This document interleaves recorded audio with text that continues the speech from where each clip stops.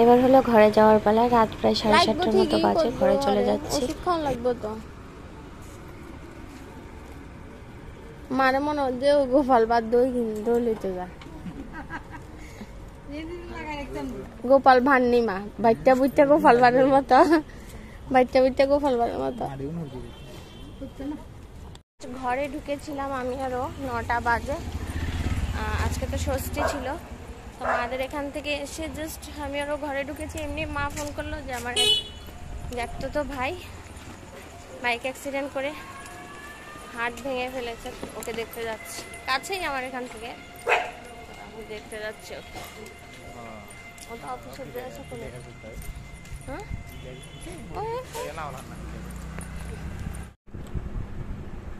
এই আজকে জামাই ষষ্ঠীর ড্রেস বিয়ে বাড়িতে পড়তে হবে, আছে না?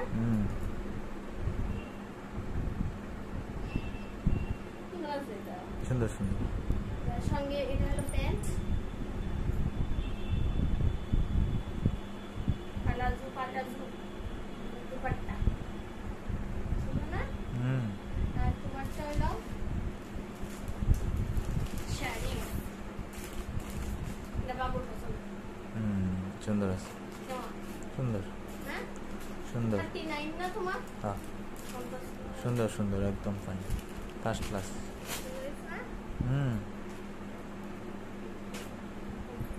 সবাইকে শুভ সকাল। তোমরা তো জানো কালকে চলে এসেছি জামাই ষষ্ঠী থেকে সন্ধ্যাবেলায়। তো এখন আর কি সকালবেলা খুব লাইট রান্না করবো। কালকে এত খেয়েছি, রাত্রেবেলা জাস্ট একটু একটু খেয়েছি, মা তরকারি দিয়ে দিয়েছিল, ও তো একদম খাওয়ার ইচ্ছা নেই। তো আজকে খুব সিম্পল রান্না করব। এখানে করেছি উচ্ছা ভাজা, আর এখানে আলু সিদ্ধ করেছি, আলু সিদ্ধ করবো, শুকনো লঙ্কা একটা দিয়েছি তাহলে। আর এখানে 2 রকমের চিকেন আছে, এটাও মা দিয়েছে, এটা কালকে রাত্রে একটুখানি খেয়েছি, আর এখন 2 রকমের আছে। আর এখানে শুকনো লঙ্কাটা।